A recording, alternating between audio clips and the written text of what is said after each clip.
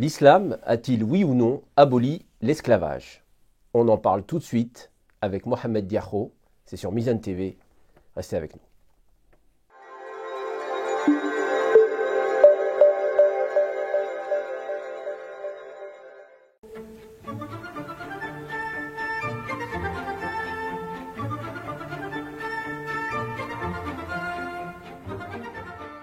Salam alaikum, Cheikh Mohamed Diakho. Wa alaykoum salam wa rahmatullahi wa barakatuh. C'est très honoré de vous recevoir pour la suite de cet entretien sur Mizan TV. Alors aujourd'hui, on va parler de la question de l'esclavage, qui est, comme on le verra, une question à la fois historique, mais aussi une question contemporaine. Alors, on va essayer un petit peu de défricher cette question. Alors, je rappelle, avant de commencer, que vous êtes faqih, c'est-à-dire juriste, spécialiste du fiqh. Vous êtes le fondateur de plusieurs écoles au Sénégal, d'apprentissage du Coran, d'enseignement de l'islam. Vous êtes l'auteur d'un nombre considérable d'ouvrages sur la question de l'islam, différents thèmes, en langue arabe et en langue française. On va rappeler quelques titres. Donc ce livre, donc l'esclavage en islam, entre les traditions arabes et les principes de l'islam, aux éditions El Bouraq. Aussi d'autres ouvrages sur le mariage forcé, la lapidation et d'autres thèmes, les récits du glorieux Coran. Voilà, donc on mettra les références pour le public. Alors Mohamed Diakho, ma première question, donc pour rentrer dans le vif du sujet, est la suivante. Est-ce que le Coran, on va partir de la base du Coran, est-ce que le Coran a interdit ou aboli, vous choisirez le terme qui vous semblera le plus juste, l'esclavage? Bismillahirrahmanirrahim. Cette question est non seulement importante, mais elle est brûlante, puisque vécue dans l'histoire, qui continue d'être vécue encore aujourd'hui. La question, je la répondrai pas en la prenant par la lettre que vous l'avez présentée, abolie ou abrogée, ou on y a mis fin. En tout cas, ces termes-là, chaque mot, pour nous les musulmans, dans la théologie musulmane, chaque mot a un sens. Puisqu'il y a des gens qui pensent que c'est l'islam qui a instauré l'esclavage. Oui, pour eux, on doit parler d'abolition. Est-ce qu'il l'a aboli? Mais puisqu'il est faux, ce n'est pas l'islam qui a instauré l'esclavage. L'esclavage est un phénomène social connu dans toutes les grandes sociétés humaines, comme l'immigration, comme d'autres phénomènes sociaux. Donc il n'est pas question de parler d'abolition en termes de droit, en termes de terminologie musulmane. Nous ne parlons d'abolition que lorsque la charia établit quelque chose, hukm sabiq, un statut existant. Bon, lorsque ce statut-là, Allah subhanahu wa jalla met fin à ce statut-là. On appelle ça abrogation. On peut l'appeler abolition. Abolition, si on veut dire, bon, y mettre fin, tout simplement, oui. Oui, l'islam a mis fin à l'esclavage. Mais toute la question est de savoir comment il a mis fin à l'esclavage. Puisqu'on attend de nous qu'on lise un verset, qu'on leur dise, ah, tel verset ou tel verset a mis fin à l'esclavage. Alors on va dire, attendez, on va réfléchir ensemble un peu. Comment l'islam travaille pour mettre fin aux choses? Comment il a mis fin à l'alcool, au phénomène de l'alcoolisme dans le monde arabe? Comment l'islam y a mis fin? Ça, tout le monde le sait. La société arabe était très alcoolique du temps du prophète sallallahu alayhi wa sallam. Mais l'islam a mis en place ce qu'on appelle la progressivité. At-tadrij fi at-tashri'. La progressivité dans la législation. La législation progressive. On y va doucement, étape par étape. Pour laisser le temps à la société parce que le phénomène est trop répandu dans la société. Est entré dans le mental des gens, dans la mentalité des gens, dans la culture des gens. Quand on reçoit quelqu'un chez soi, quand on va chez quelqu'un, quand on rencontre... C'est entré dans la société, dans les mœurs. Alors il faut aller doucement. Voilà ce que le Coran a fait, l'islam a fait avec l'alcool. D'abord, il a commencé en disant que ce n'est pas quelque chose de bien. Tout simplement, moralement. Ensuite, en disant que la taqrabu salata wa antum sukara hatta ta'lamu ma taqulun. Ne vous approchez pas de la prière tant que vous êtes sous. Donc, jusqu'à ce qu'il y ait une bagarre, des blessés. Ça devient grave dans la communauté musulmane elle-même. Qu'on a entendu le mot Fajitanibu. Éloignez-vous de l'alcool. Donc, ça, la progressivité dans la législation est un système reconnu, rodé dans la législation musulmane, dans le droit musulman. Ça a été la même chose Ça a été la même chose pour l'esclavage. Puisque Mohammed arrive, alayhi salatu wassalam, dans chaque ville, s'il y a 100 maisons, il y a 60 maisons environ qui sont des maisons d'esclaves. Comment peut-on dire à tous ces esclaves-là, d'un seul coup, vous êtes libres, allez-y, vous êtes libres. Ils n'avaient pas de terrain, ils n'avaient pas de boutique, ils n'avaient même, la plupart des cas, les maisons dans lesquelles ils habitaient, ces maisons appartenaient à leur maître. Alors il fallait y aller doucement et d'une manière progressive, concrète, mais sûre. Et c'est ce que j'ai appelé dans mon livre, L'esclavage en islam. La déprogrammation est arrivée. L'islam avait programmé. Allah subhanahu wa ta'ala lui-même avait abandonné ses droits pour la libération des esclaves. C'est-à-dire il a abandonné ses droits, il a dit que si quelqu'un tue quelqu'un, tu fais tahrir raqabatil mu'mina. Le kafara est devenu non plus entre toi et moi, mais libère un esclave. Tu couches avec ta femme, finahar Ramadan, amdan, libère un esclave. Tu fais le zihar, tu dis à ta femme, si je couche avec toi, etc., le mot, tout le monde connaît, il est un peu... voilà, le zihar, à ce moment, tu libères aussi un esclave. Donc le Coran multiplie... Le Coran, Allah subhanahu wa ta'ala multiplie les causes de l'affranchissement. Au lieu de dire, si tu fais ça, tu me donnes ça, ou tu fais ça pour moi, non, si tu fais ça, tu libères un esclave. Si tu fais ça, tu dois libérer un esclave. Si tu fais ça, tu dois libérer un esclave. Les Sahaba, radiyallahu ta'ala anhum, parce que je pense qu'on va y arriver, ont mobilisé beaucoup de fonds, acheté beaucoup d'esclaves pour les libérer. Alors comment faisaient ces esclaves justement? Parce que vous disiez que dans certaines villes, sur 100 maisons, bon, c'est un repère pour avoir une idée de la... Pour avoir une idée de l'ampleur. Donc les esclaves n'avaient pas d'autonomie, il fallait créer les conditions de leur autonomie économique pour survivre, etc.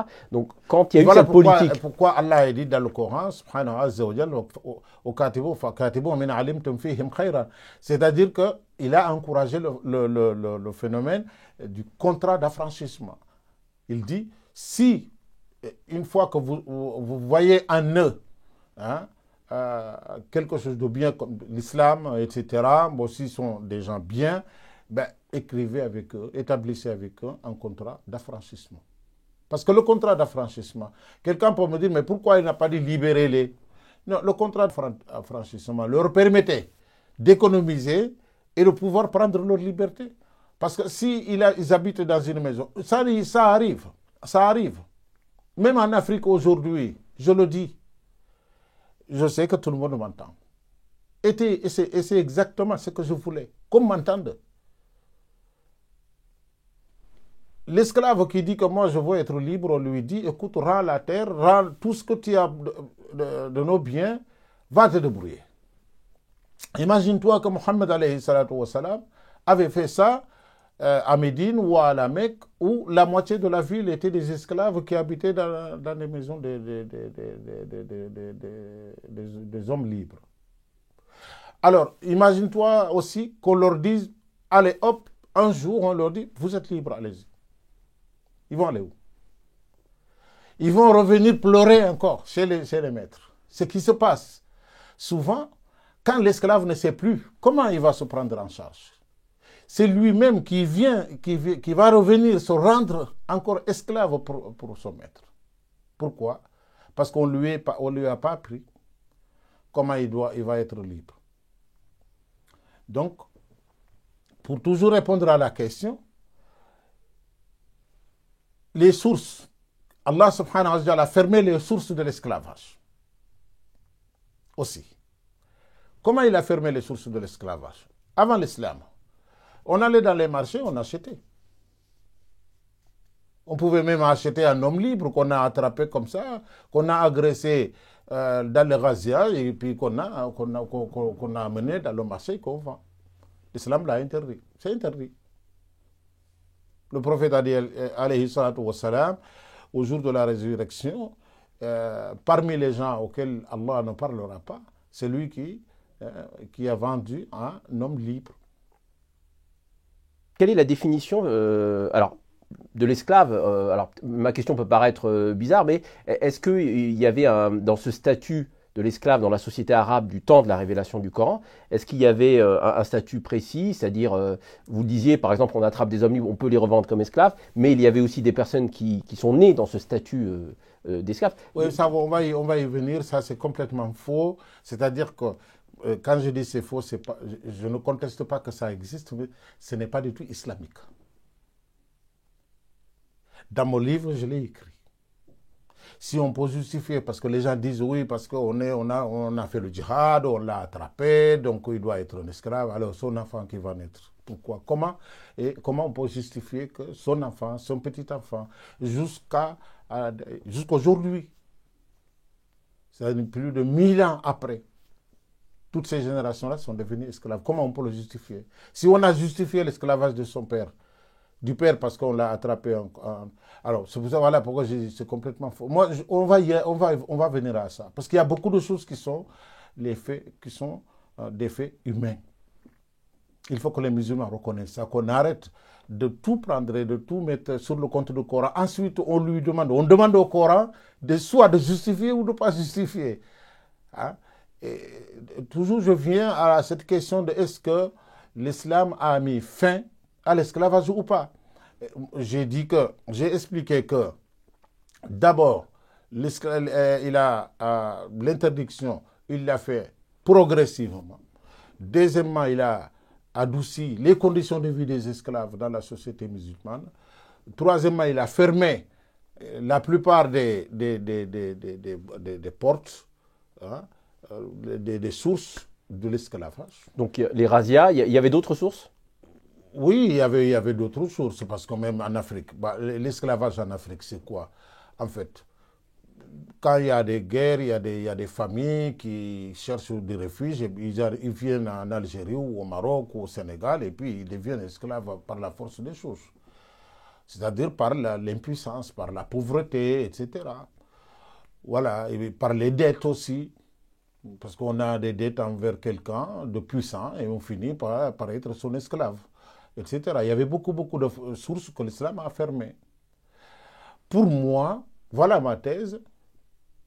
Les gens disent que... Moi, je dis qu'il a fermé toutes les sources. Toutes les sources. Il n'en a pas laissé une. On me dit... Toutes les causes, quoi. Toutes les causes qui amenaient à l'esclavage. Oui, les sources de l'esclavage. Alors, on me dit, parmi les sources qui restent, il y a le djihad. C'est là que j'ai dit c'est faux. C'est complètement faux. Donc les prisonniers de guerre, vous voulez dire? Et oui, les prisonniers de guerre, Al-Asra. Les prisonniers de guerre. Parce que ceux qui justifient l'esclavage aujourd'hui, ils les justifient comment? Ils disent que ce sont des koufars auxquels on a fait le djihad, on les a attrapés, ils doivent être raison. Soit on a fait le djihad pour qu'ils entrent en islam, soit on a fait le djihad pour les attraper. C'est deux choses différentes. Je dis que si on a fait le djihad pour attraper des esclaves, mais dans ce cas, ça c'est une autre œuvre. On en viendra, Inch'Allah, les causes économiques de l'esclavage et les causes sexuelles. Qui était esclave? Qui était esclave dans la société de l'époque du Coran, de la révélation du Coran? Qui était esclave? Est-ce que ça concernait des groupes ethniques particuliers? Est-ce qu'il y avait la religion rentrait en ligne de compte? C'est-à-dire, est-ce que les esclaves... La justification de l'esclavage par la religion n'est pas commencée par les Arabes. Les Arabes ont justifié l'esclavage par l'esclavage, par l'islam. Mais ça n'a pas commencé par eux.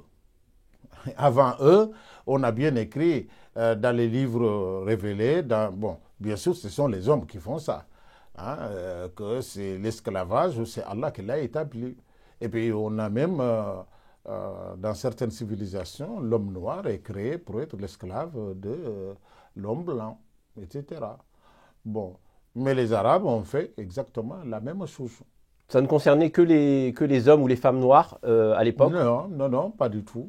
Il y avait beaucoup d'Européens qui sont tombés sous l'esclavage, des Turcs, des Arméniens, même des Asiatiques, etc. L'esclavage, ça ne se réduit pas seulement. Mais les Africains ont subi les formes les plus violentes de l'esclavage dans l'histoire. Et les formes les plus violentes, les formes que je dirais vraiment inhumaines, et qu'on a justifiées par la religion. D'autres, par l'économie, tout simplement. Voilà, nous, ce qui nous intéresse aujourd'hui, c'est l'aspect religieux. Ça touchait aussi bien les musulmans que des personnes qui étaient chrétiennes ou d'autres. À l'époque, on attrapait aussi les musulmans, on les réduisait en esclaves. C'est ça, personne n'y échappait. C'était la loi de guerre à l'époque. Bon, notre question, c'est tout simplement, est-ce que l'islam le permet en tant que musulman? Certains fuqaha disent oui. Alors quand on leur dit, mais attendez, si on regarde l'islam... les principes de l'islam, al-adala, la justice, la clémence, etc., est-ce que ça peut concorder avec cette idée? On nous dit al-mu'amala bil-misl. C'est-à-dire, bon, dans la guerre, c'est je te fais ce que tu me fais. Ben, et moi, j'ai débattu cette idée, je l'ai réfutée dans mon livre Bara'at al-Qur'an wa Sunna min al-Sirqaq wa al-Istabad, que ce principe n'existe pas en islam. Ce principe n'existe pas, il a été inventé par les musulmans, par les fuqaha, pour justement justifier l'esclavage. Parce que d'autres disent, pourquoi on a fait la guerre? Allah il a dit dans le Coran, il a dit deux choses. Le prophète a ajouté une troisième chose. Une fois que, si vous attrapez quelqu'un dans le djihad, une fois que le djihad est fini, soit vous le libérez, par gentillesse et par bonté de votre propre part, ou bien vous leur faites payer le rançon. Imma mannan ou imma fida'an. Bon, les grands traîtres, il y a des grands traîtres qui ont été attrapés par le prophète sallallahu alayhi wa sallam, des poètes qui ont propagé dans le monde entier des insultes sur le prophète sallallahu alayhi wa sallam, qui ont dénigré l'État islamique et qui faisaient en sorte que cet État-là ne puisse pas avancer. Ils ont été condamnés à mort. Mohamed Rachid Rida, un des grands théologiens du début du siècle passé, il est très très connu, c'est l'auteur de Tafsir al-Manar, un grand disciple de Mohamed Abdou d'Égypte, un grand compagnon de Gamal Din al-Afghani. Il a dit que le prophète n'a laissé que ces trois choses-là de guerre. Il n'y avait pas un quatrième. Soit on pardonnait, on les laissait partir, soit on faisait payer les rançons, soit si ce sont des criminels, l'État les condamne. Oui, là c'est autre chose. L'esclavage, ça n'existe pas. D'accord. Mohamed Rachid Lida, il l'a dit. Les gens disent, surtout chez nous en Afrique, beaucoup de gens répètent que c'est moi qui dis ça. Premièrement, ce n'est pas moi qui le dis. C'est Allah qui le dit dans le Coran. Allah il dit dans le Coran,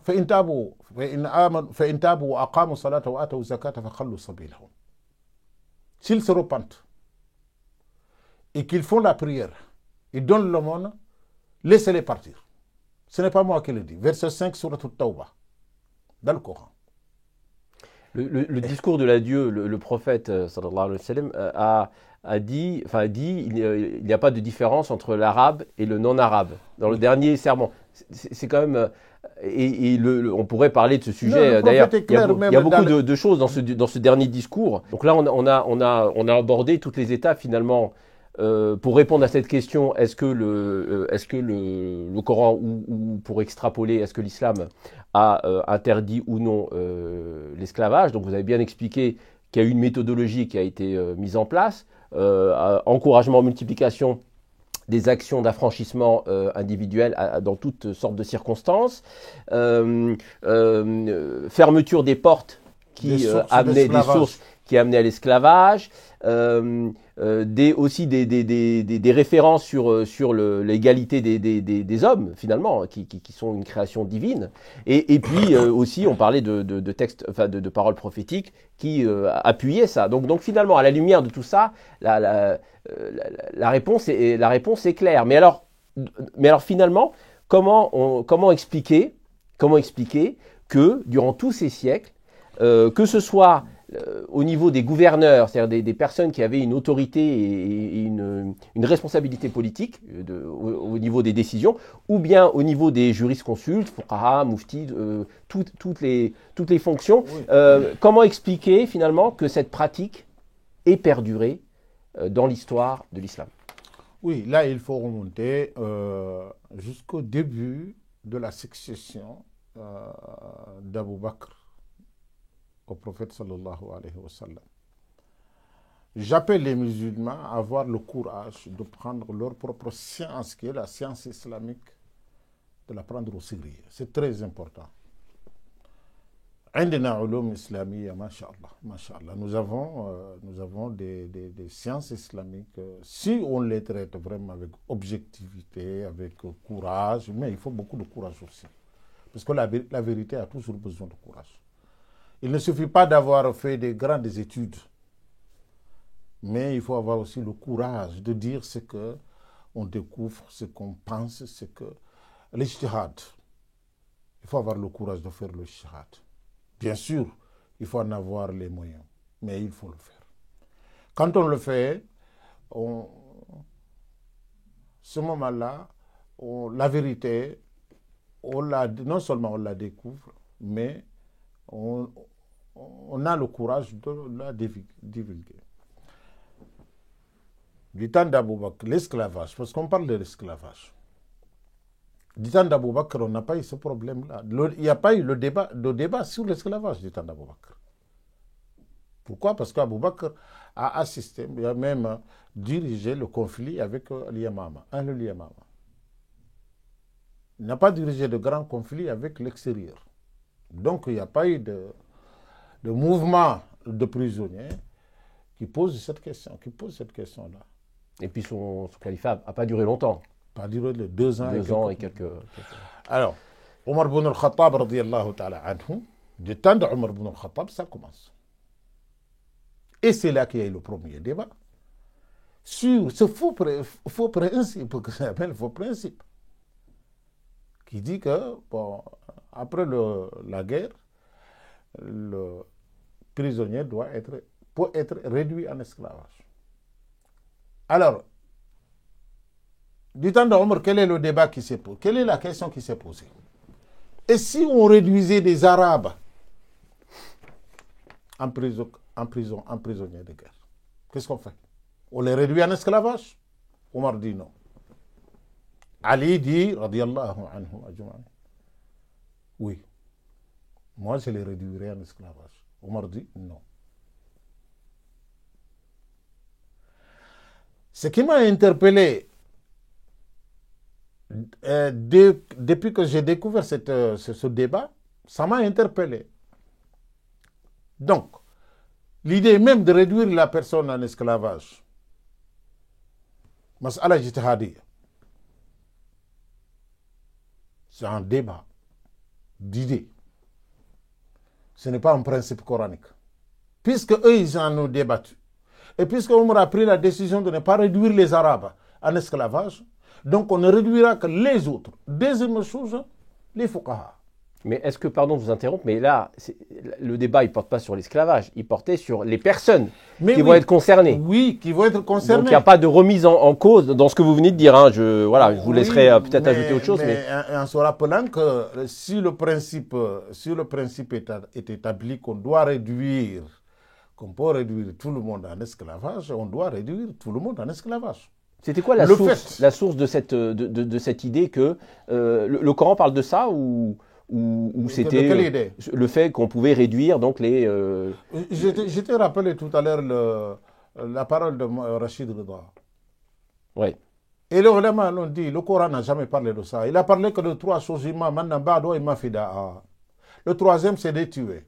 Si ce sont des grands criminels. Sinon, soit on pardonne, soit on prend le rançon. Alors, quelle était la source de cette idée? La source, c'est ce que je suis en train d'expliquer, c'est jurisprudentiel. C'est intellectuel. C'est le fait des fuqaha. Personne ne peut me prouver le contraire.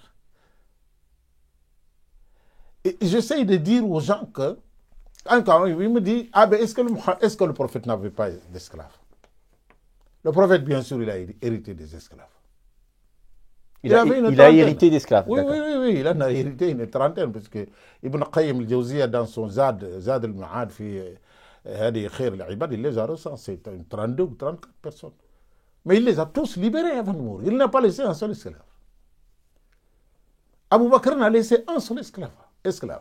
Il en avait beaucoup. Il les a tous libérés. Et c'est lui qui a acheté Bilal lorsqu'on le torturait. Mais il l'a libéré. Il y avait une caisse destinée à la libération des esclaves. Cette caisse-là a même intégré le verset de Zakat dans Surat al-Tawbah. Toutes les personnes qui peuvent bénéficier de la zakat. Les zakat, parmi les assiettes, il y a une assiette qui est destinée à libérer les esclaves. Mais on l'a oublié. C'est ce que j'appelle la déprogrammation. On a déprogrammé complètement la libération des esclaves chez les musulmans. Voilà pourquoi on a oublié une grande partie de l'enseignement de l'islam et des paroles du prophète sallallahu alayhi wa sallam concernant la libération. Et maintenant, on va tout simplement leur rappeler des principes. On leur dit, où est-ce qu'on a pris cette idée qu'un homme peut réduire un autre homme en esclavage en disant, c'est mon esclave, je mets mon pied sur son cou. En islam, où est-ce qu'on peut prendre ça? Donc vous parliez du débat. Vous parliez du débat qu'il y a eu. Je parlais du débat qu'il y a eu. On a débattu sur... Bon, finalement, la majorité des Arabes ont dit que l'Arabe ne peut pas être réduit à l'esclavage. Alors le débat, il reste maintenant en quoi? Et sur quoi? Les autres. Puisque les fuqaha je dirais que les fuqaha ont achevé ce débat-là. Al-Arabi, la yusraq. Pourquoi? Donc c'était de la discrimination finalement. Pourquoi? Alors, après, je vous poserai une autre question sur ce regard culturel. La question de la discrimination, laisse tomber, on en parlera. En tout cas, je reste un petit peu sur ce point-là. Parce que je voulais savoir pourquoi l'arabe, lui, il ne peut pas être réduit en esclavage et pourquoi les autres peuvent. Quels étaient les arguments, justement? Voilà, justement. Pourquoi? Alors, Izzuddin ibn Abd Salam a écrit un livre qui s'appelle Al-Amwal, Kitab al-Amwal, et qui a été commenté par un des grands savants juifs. Izzuddin ibn Abd Salam, s'il disait que parce que les Arabes sont supérieurs, bon, je comprendrais. C'est ce que je me disais, je comprendrais. Chaque chose, je le mets dans son temps, dans son espace, et machin et tout. Mais attends, il faut que je trouve quelqu'un de notre temps qui aurait commenté un peu ça, pour voir un peu les Arabes aujourd'hui, comment ils pensent, comment ils réfléchissent. Alors je trouve Elki Al-Harras en Égypte, un grand professeur, qui a commenté ce livre-là, Qu'est-ce qu'il a fait? Il a dit que parce que les Arabes, la dignité de l'Arabe n'acceptera pas qu'il soit réduit en esclavage. Ah, j'ai dit, tiens, voilà, c'est très bien. Moi, je suis d'accord avec ça. C'est le seul argument. J'ai même composé un poème en arabe, tellement j'étais content de ça. C'est le seul argument? Ah, ben oui, mais c'est bien. C'est bien. Le problème, ça veut dire qu'est-ce que les autres n'ont pas de dignité? C'est-à-dire que les autres, l'idée c'était Oui, que les autres accepteraient cela. D'accord. Karamatul Arab, ta'aba ar-riqqa. Voilà. Alors, donc peut-être traduire pour notre public. Oui, la dignité des Arabes refuserait d'être leur réduction en esclavage. Et donc les autres peuples accepteraient, avec cette idée que les Arabes n'accepteraient pas. Mais ça, j'ai dit, bon je n'en veux pas aux Arabes. J'en veux à ceux qui acceptent d'être esclaves. Voilà, j'ai composé en vers, en arabe. Abiyat Sha'ri, tellement j'étais content d'entendre que les Arabes ils sont dignes et leur dignité refuse. Bon, en tout cas, on ne va pas trop fixer là-dessus. Tout à l'heure, j'ai entendu le mot ségrégation ou concernant le point de vue de Omar. Non. Non, de discrimination sur le fait que les Arabes ne pouvaient pas être réduits en esclavage, mais les autres pouvaient l'être. Seyna Ali, lui, il disait que si le principe existe, donc il disait que le principe devait marcher sur tout le monde, qu'il soit arabe ou pas arabe. Si les kafirs qu'on l'attrape, on le réduirait. Bon, donc c'est un débat. Bon. Mais il faut situer chaque chose dans son temps, dans son espace. C'est très, très, très important. C'est très important. Réduire quelqu'un en esclave, quelqu'un de proche géographiquement, familialement, etc., hein, c'est, comment dirais-je, emmagasiner un tas de sources de fitna dans l'avenir. Omar, c'est un visionnaire. Si j'attrapais, par exemple, ou toi ou quelqu'un d'autre, on attrapait le voisin de l'autre village, on le réduisait en esclavage dans ce village-là, la fitna ne finira jamais dans ces deux villages-là. Donc, ça ou autre chose, on peut être d'accord, on peut ne pas être d'accord, mais en tout cas, on peut mettre la chose dans son contexte historique, comprendre que ce n'est pas du tout, Omar que je connais, bon, ce n'est pas du tout discriminatoire par rapport aux Noirs ou par rapport aux Européens ou par rapport aux Asiatiques, mais c'était le mode de fonctionnement intellectuel de l'époque. Donc vous voulez dire, est-ce que vous voulez dire que la vision, la mentalité arabe ou la culture arabe de cette époque avait une vision hiérarchique des rapports, exemple, entre arabes, noirs, mais aussi hommes et femmes, on pourrait élargir la réflexion. Est-ce que c'est ça que vous voulez dire? Est-ce qu'il y a une vision hiérarchique? Quand on parle d'hiérarchisation de la pensée arabe, je ne dirais pas que de l'époque. Je ne dirais pas de l'époque. Jusqu'à aujourd'hui. Pour moi, parmi les choses qui nous fatiguent beaucoup, les chercheurs libres. Moi, je ne suis pas académique, je ne suis pas dans le cadre d'une académie, dans le cadre d'une grande école, dans le cadre d'une obédience. Je ne suis responsable de rien, mais de moi. Alhamdulillah, Dieu merci. Et ce qui nous fait souffrir, c'est justement cette tendance à l'hiérarchisation de l'être humain. Hein. L'homme, la femme, l'enfant, le grand, le noir, le blanc, l'esclave, le libre, etc. Ça a rendu la théologie musulmane très handicapée par rapport lorsqu'on parle des choses humaines. Alors Mohamed Diakho, donc finalement, ce qu'on comprend, c'est que la vision islamique ou la vision coranique que vous avez rappelée en expliquant toute cette méthodologie, tous ces enseignements qui devaient concourir à une vision de l'être humain, de l'égalité de tous les êtres humains, finalement, cette vision islamique s'est heurtée à cette pensée ou cette mentalité ou cette culture arabe donc hiérarchique, hein, qui a hiérarchisé les rapports entre les êtres humains, que ce soit des rapports entre arabes, noirs ou hommes et femmes ou d'autres. Et donc finalement, ce constat que nous avons fait dans cette émission ne doit-il pas nous amener à la question suivante? Est-ce que le regard que nous portons nous-mêmes, nous qui vivons en 2021, sur l'esclavage, n'est pas aussi influencé par notre culture contemporaine? Puisque, après tout, nous bénéficions d'une expérience historique de l'humanité qui est importante, avec cette question de l'égalité, de la liberté, qui fait que nous portons un regard plus attentif et plus conscient sur ces sujets-là. Donc, d'une certaine manière, est-ce qu'il ne faut pas porter un jugement sur les hommes de cette époque par rapport aux normes qui étaient les leurs? Est-ce que notre regard n'est pas influencé, finalement, par la culture, nous aussi?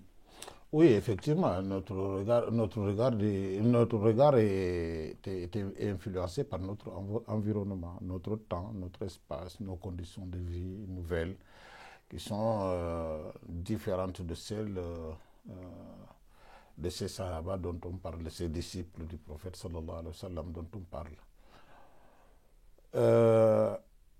Est-ce qu'il doit en être ainsi ou pas? À mon avis, si. Nous devons avoir nous devons regarder l'histoire avec nos visions, nos yeux d'aujourd'hui. C'est ce qu'il faut. Mais nous ne devons pas condamner. Nous devons comprendre les choses de l'époque, d'Abou Bakr, d'Omar, d'Ousmane, d'Ali, le comprendre, mais pas le condamner. C'est à ce moment-là qu'on doit se détacher, ne pas faire une projection, c'est-à-dire relire ce qui s'est passé de l'autre côté, de l'autre temps, le lire avec les mentalités, avec les pensées, avec toute cette science accumulée d'aujourd'hui. Ensuite, faire un jugement à partir de ça sur ce qu'Abou Bakr a fait, ce qu'Omar a fait, ce qu'Ousmane a fait. Non, pas du tout, il faut le comprendre.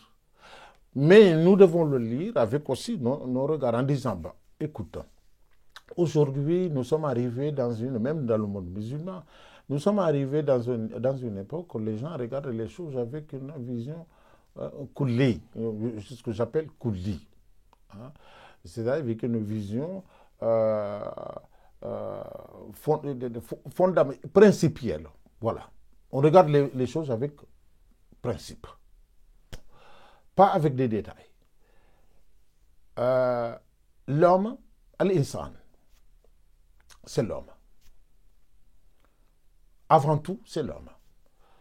Avant d'être femme, avant d'être enfant, avant d'être petit, grand, puissant, esclave, noble, etc. Avant d'être... C'est l'homme.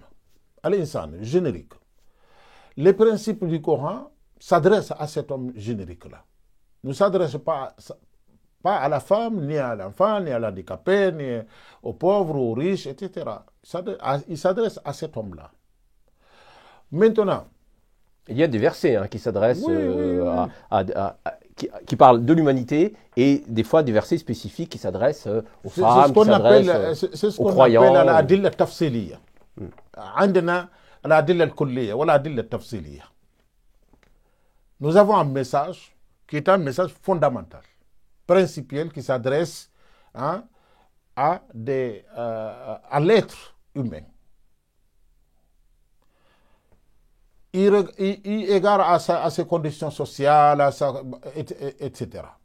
Mais nous avons aussi des versets, des hadiths, de l'enseignement qui s'adressent pratiquement. Là, on entre dans la pratique. Celui qui ne peut pas marcher, comment il va prier?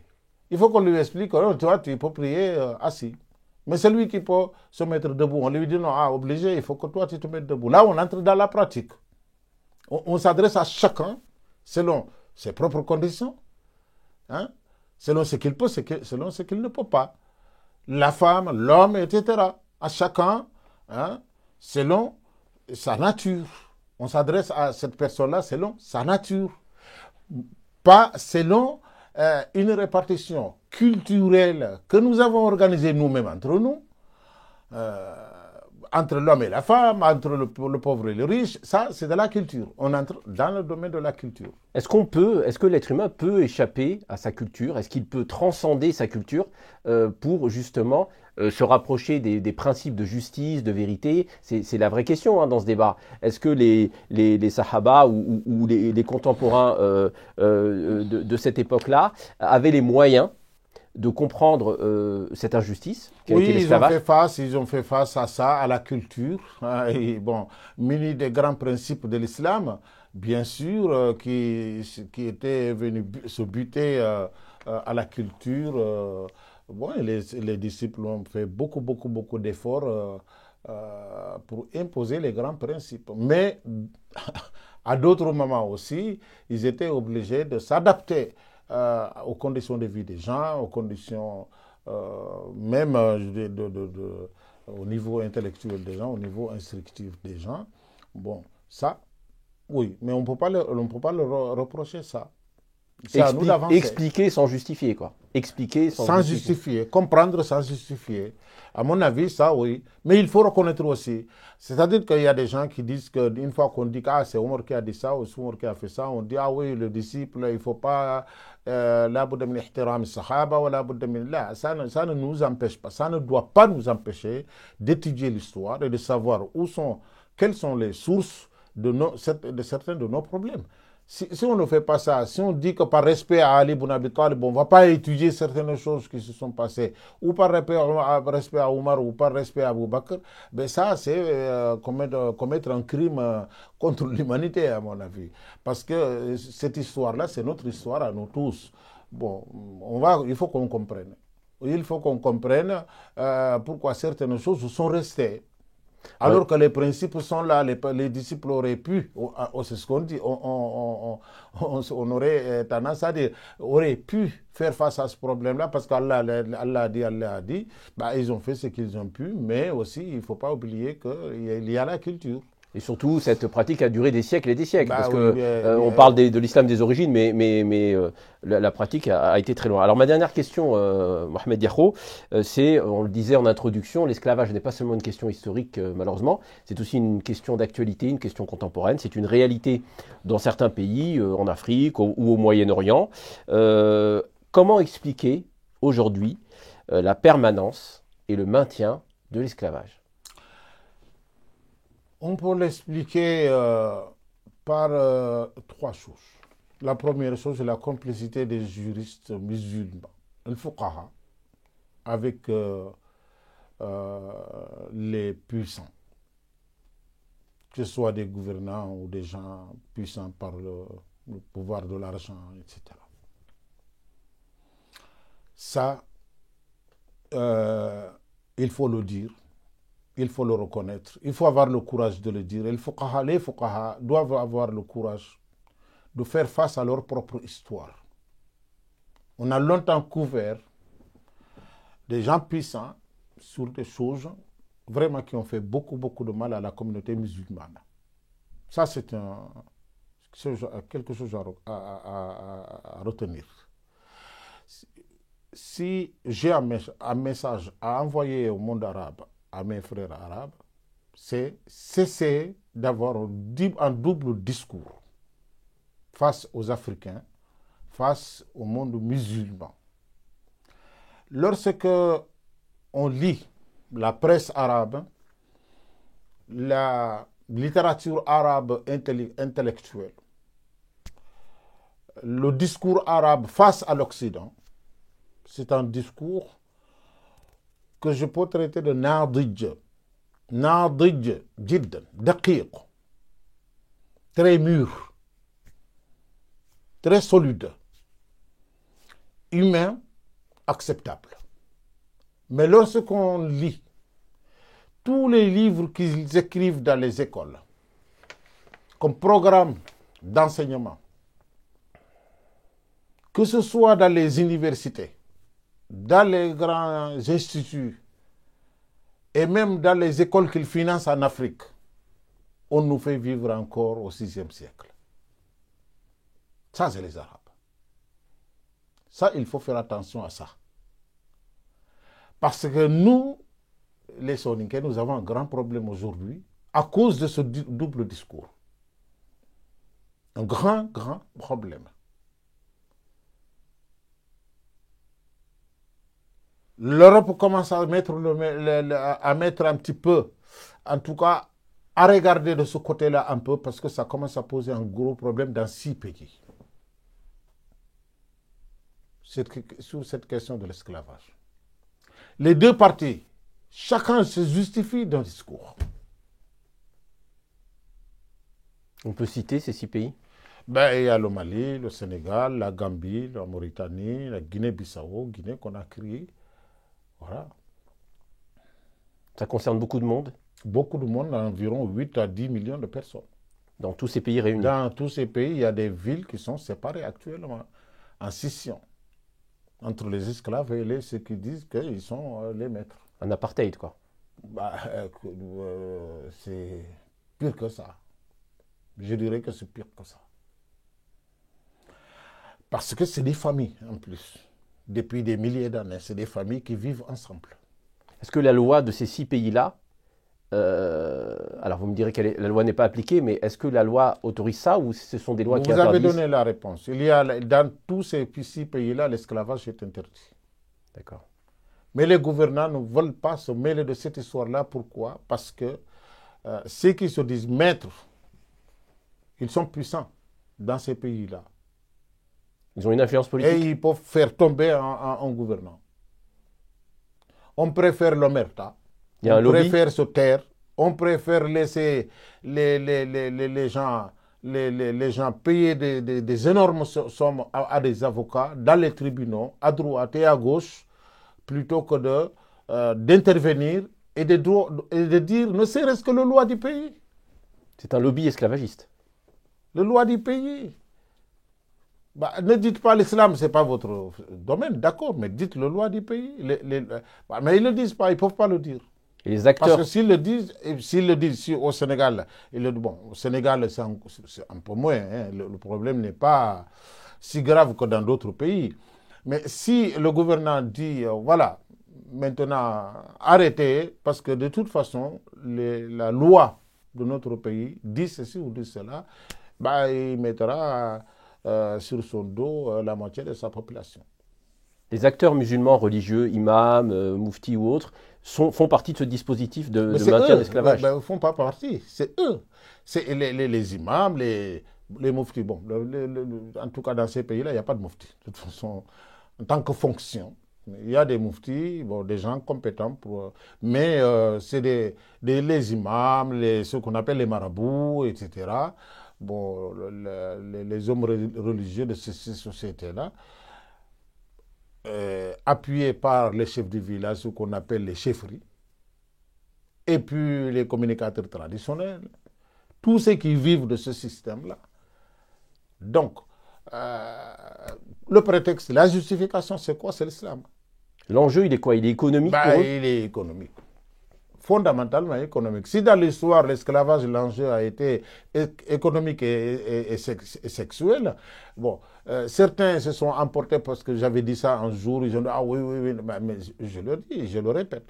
Ça, c'est l'histoire. La traite sexuelle, ouais, ça, on n'en a pas parlé. L'esclavage, ouais. parmi les causes qui ont poussé beaucoup de gens à acheter des esclaves, surtout des femmes, c'est ça, c'est ce côté-là aussi. C'est barbaresque, mais il faut le dire, c'est comme ça. Oui, c'est la vérité. C'est la vérité. On n'achète pas les esclaves pour juste que... Non, on les achète pour des raisons économiques et puis pour d'autres raisons beaucoup plus basses. Beaucoup plus basses. Et les fuqaha, bon, la fikra, les fuqaha, quand on parle de hijab, qu'est-ce que les fuqaha disent? Les fuqaha disent que le hijab, c'est pour les femmes libres. Pour les esclaves, l'ima, tout simplement, c'est à partir du nombril jusqu'au genou. Oui, parce que dans la société traditionnelle, ces esclaves femmes, elles servaient aussi des moyens de divertissement de tous. De marchandises sexuelles. Oui, les marchandises. Bon, et puis, voilà. On ne leur demandait pas de se couvrir. Est-ce qu'une dynamique Et ça, c'est dans le fiqh. Dans le fiqh. Et le Coran, lui, il dit à Muhammad alayhi salatu wa salam de dire المؤمنات قل لأزواجك وبناتك ونسائك ونساء المؤمنين.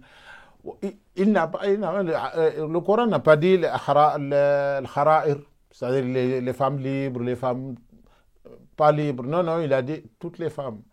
Mais les juristes sont venus après en disant cela concerne les femmes libres. D'accord. Tu comprends? Ouais. Alors, donc, pour revenir à la question, voilà pourquoi j'ai répondu en disant que la complicité des fuqaha avec les juristes, avec les puissants, est une raison de la perduration de l'esclavage. Autre chose, l'Afrique, il faut faire attention. L'esclavage en Afrique n'a rien à voir avec l'esclavage en islam. C'est très, très, très important ça. Les Africains, surtout les esclavagistes africains, ont tenté, essayé de justifier leur esclavagisme par l'islam, c'est pour tout simplement brouiller les terrains. Mais sinon, ça n'a rien à voir. Ce sont des guerres qui ont eu lieu en Afrique, entre des Africains, pour des raisons qui n'ont rien à voir avec l'islam, ou bien souvent l'islam n'est qu'un prétexte. On a réduit des villes entières en esclaves, parce qu'il y a des esclavagistes, notamment les Soniqués sont des esclavagistes. Moi, je suis un Soniqué. Ils sont des esclavagistes. Lorsque tu dis à un Soniqué que là, tu ne dois pas réduire quelqu'un, ça lui fait mal comme si tu lui dis que Dieu n'est pas ton Dieu. Si tu lui dis d'arrêter d'être esclavagiste, c'est comme si tu lui disais que Dieu n'est pas ton Dieu. Alors, donc, comment on va justifier ça? Ben oui, on a dit, ah ouais, l'islam, non, l'islam n'a rien à voir avec ça. L'islam n'a rien à voir avec ça. Il n'y a pas eu de djihad. Les Arabes, tous les historiens le disent, ont amené l'islam en Afrique, pas par l'épée, par le tijara, le commerce, la vie ensemble. Hein, on prenait le sel du Grand Maghreb, et puis on traversait le Sahara, on allait jusqu'à Koumbi, on allait jusqu'à Ouagadou, on allait partout dans l'Afrique de l'Ouest. Il y avait de l'or à l'époque là-bas, et de l'âge, comment il s'appelle, des éléphants là, on marchandait. Donc, comme les Arabes, c'était des artistes aussi depuis des vieux temps, c'est des gens qui amenaient aussi des vêtements, des meubles, etc. Voilà. Et puis, il y a eu des commerçants arabes qui se sont installés à l'intérieur même. Et ils ont ramené l'islam dans leur bagage. Ils ont ramené l'islam. Alors, maintenant, venir justifier l'esclavage en Afrique par le djihad, ben, il faut nous expliquer d'abord quel djihad. Quel djihad? Et comment ça se fait qu'entre vous-même, vous vous réduisez en esclavage? Et si c'était des Arabes, on dirait que c'est des Arabes, mais les Arabes, ils l'ont fait. Ça, on n'en a pas parlé aujourd'hui, on n'a pas le temps de faire ça. Le commerce triangulaire, ça, tout le monde le sait. Il y avait des Arabes là-dedans. Il ne faut pas que les Européens et les Arabes soient là. Les Arabes disent, ah ben c'est les Européens disent, ah c'est les Arabes. Oui, dire que l'esclavage dans le monde musulman, c'était moins grave que la traite négrière, le commerce triangulaire. Oui. Ça c'est... Bon, alhamdoulilah, l'histoire est là, tout le monde la connaît maintenant, c'est pas la peine de... Alors, pour conclure cette émission, Mohamed Diakhou, je suis désolé parce que c'est un sujet qui est vaste, mais quand même, est-ce que vous avez une pointe d'espoir par rapport à la situation sur le terrain aujourd'hui dans les pays que vous avez évoqués où l'esclavage existe encore? Est-ce qu'il y a une dynamique d'émancipation qui est à l'œuvre, même si elle commence, ou est-ce que vraiment le conservatisme sur ces pratiques-là est encore trop puissant? Le conservatisme est très, très, très puissant, mais l'émancipation aussi, alhamdoulilah, ça avance beaucoup. Depuis cette histoire-là a commencé en 2017, à l'époque j'étais au Congo. Au retour au Sénégal, j'ai mis avec des amis, on a mis en place un grand groupe de communication qui s'appelle Surondé do Kafo. Nous appelons au dialogue. Nous appelons à l'entente mutuelle, nous appelons vraiment à ne pas vouloir régler ce problème-là par les armes, etc. Et malheureusement, souvent, il est arrivé qu'il y a eu, il y a eu des morts, il y a eu des morts, bon, il y en a eu en Gambie, il y en a eu au Mali, etc.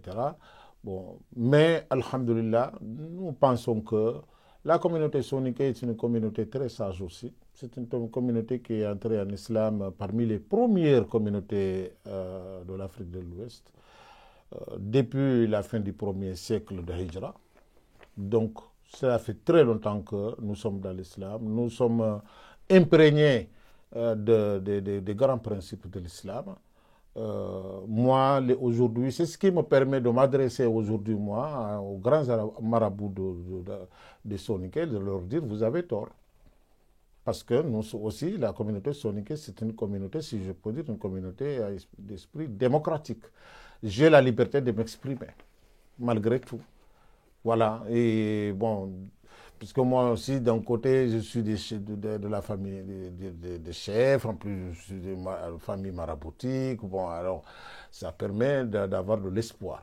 Il y a de l'espoir. Il y a beaucoup de groupes qui se sont mis en place. Alhamdulillah, il y a Tolongontahu de Sirondé, aussi, qui sont sur le terrain. Alhamdulillah. Ouais, on a l'espoir qu'on y arrivera, on y arrivera. Mais ça va prendre beaucoup de temps. Alors, toute la difficulté, c'est que les chefs, ce qu'on appelle les chefs de village, doivent accepter de dialoguer. Ils doivent accepter le dialogue. Tôt ou tard, on sera obligé à dialoguer. Donc, plus on mettra du temps à ça, moins on aura les moyens de mettre fin à cette fitna-là. Les marabouts doivent savoir, et leurs enfants doivent savoir que c'est fiqh taqlidi, traditionnel, que nous traduisons journellement, continuellement dans la vie des gens, ce fiqh-là doit être regardé encore. Eh bien, merci beaucoup, Mohamed Yakhro. C'est sur cette note d'espoir et cet appel à la responsabilité des chefs de village et de tous les acteurs qui sont impliqués dans cette question de l'esclavage que nous terminerons cette émission. Je rappelle, Mohamed Yakhro, que vous êtes l'auteur de très nombreux ouvrages, et notamment sur ce sujet, l'esclavage en islam, entre les traditions arabes et les principes de l'islam, aux éditions Al-Bouraq. Merci beaucoup de nous avoir suivis. N'oubliez pas de vous abonner à notre chaîne Mizan TV pour bénéficier de toutes ces émissions et de toutes ces vidéos. Et je vous dis à très bientôt sur Mizan TV. Merci. Merci bien. Barakallah fik. Baraka.